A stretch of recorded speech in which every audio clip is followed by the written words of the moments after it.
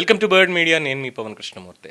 తమిళనాడు రాజకీయాల్లో ఇప్పుడు అత్యంత ఆసక్తికరంగా మారినటువంటి ఒక పోరు, ముఖ్యమంత్రి విజయ్ వర్సెస్ ప్రతిపక్ష నేత ఉదయనిధి స్టాలిన్. బయట నుంచి చూస్తే ఇది అధికార ప్రతిపక్షాల మధ్య మాటల యుద్ధంలాగే కనిపిస్తోంది. కానీ ఈ ఇద్దరి మధ్య ఉన్న అనుబంధం తెలుసుకుంటే రాజకీయాలు ఎంత విచిత్రంగా మలుపులు తిరుగుతాయనేది అర్థమవుతుంది.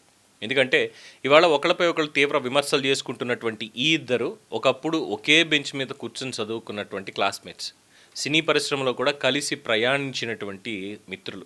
చెన్నైలోని డాన్ బాస్కో స్కూల్లో చదివినటువంటి విజయ్, ఉదయనిధి రాజకీయాల్లోకి రాకముందు కూడా చాలా మంచి పరిచయమే కొనసాగించడం జరిగింది. సినీ రంగంలో రెడ్ జైంట్ మూవీస్ ద్వారా విజయ్ సినిమాల్లో పంపిణీల్లో ఉదయనిధి కీలక పాత్ర కూడా పోషించారు. కానీ టైం ఇక్కడే తిరగబడింది, పరిస్థితులు మారాయి. ఇప్పుడు అదే ఇద్దరు రాజకీయ ప్రత్యర్థులుగా ఒకళ్ళ మీద ఒకళ్ళు తీవ్రమైనటువంటి విమర్శలు చేసుకునే స్థితికి చేరుకున్నారు. తాజాగా ముఖ్యమంత్రి విజయ్ మీద వ్యక్తిగత విమర్శలు చేసినటువంటి ఉదయనిధి స్టాలిన్ పోలీసులు అరెస్ట్ చేశారు. తంజావూరు పోలీస్ స్టేషన్కి తీసుకెళ్లారు. అలాగే కోర్టు కూడా దాంట్లో జోక్యం చేసుకుంది.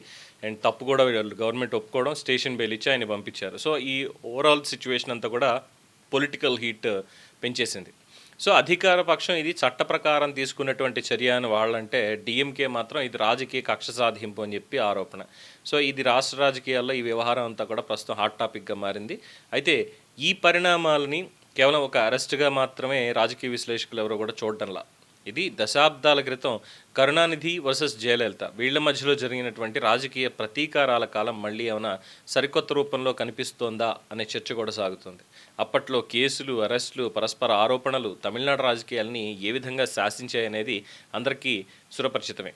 ఇప్పుడు విజయ్, ఉదయనిధి మధ్య కూడా అదే తరహా రాజకీయ వాతావరణం కనిపిస్తోందేమో అని చాలామంది అభిప్రాయపడుతున్నారు. అయితే ఇక్కడ ఇంకొక ఆసక్తికరమైనటువంటి విషయం, ఈ ఇద్దరికి ఆ ఇద్దరికి కరుణానిధి, జయలలిత ఇద్దరు సినిమా రంగం నుంచి బయటకు వచ్చిన వాళ్ళే, రాజకీయాల్లోకి వచ్చిన వాళ్ళే. ఇక్కడ కూడా ఉదయనిధి స్టాలిన్ అలాగే విజయ్ సినిమా రంగం నుంచి బయటకు వచ్చారు, రాజకీయాల్లోకి వచ్చారు. సో ఇక్కడ ఈ ద్రవిడ రాజకీయాల్లో కొత్త శక్తిగా ఎదిగినటువంటి విజయ్ ఈ సాంప్రదాయ రాజకీయాల్ని సవాల్ చేస్తూ అధికారంలోకి వచ్చారు. మరోవైపు డిఎంకే తన రాజకీయ ఆధిపత్యాన్ని తిరిగి బలోపేతం చేసుకోవడానికి కూడా ప్రయత్నిస్తోంది. మరి ఈ పరిస్థితుల్లో ప్రతి విమర్శ, ప్రతి అరెస్టు, ప్రతి రాజకీయ వివాదం రెండు పార్టీలకి రాజకీయంగా లాభం చేకూర్చే అంశంగా మారుతోంది. ఒకప్పుడు ఉన్నటువంటి సిచ్యువేషన్స్ వేరు, కానీ ఇక్కడ చూస్తే డిఎంకే ఉదయనిధిపై చర్యలను రాజకీయ వేధింపులుగా చూపిస్తూ తమ క్యాడర్ని సమీకరించేటువంటి ప్రయత్నం వాళ్ళు చేస్తున్నారు. ఇంకో పక్కన విజయ్ ప్రభుత్వం చట్టం ముందు ఎవరు అతీతులు కాదు అనే సందేశాన్ని ప్రజల్లోకి తీసుకెళ్లే ప్రయత్నం వాళ్ళు చేస్తున్నారు. సో ఒకే సంఘటనని రెండు పార్టీలు తమ రాజకీయ ప్రయోజనాలకి బలంగా ఉపయోగించుకుంటున్నాయనే అభిప్రాయం కూడా వ్యక్తమవుతోంది.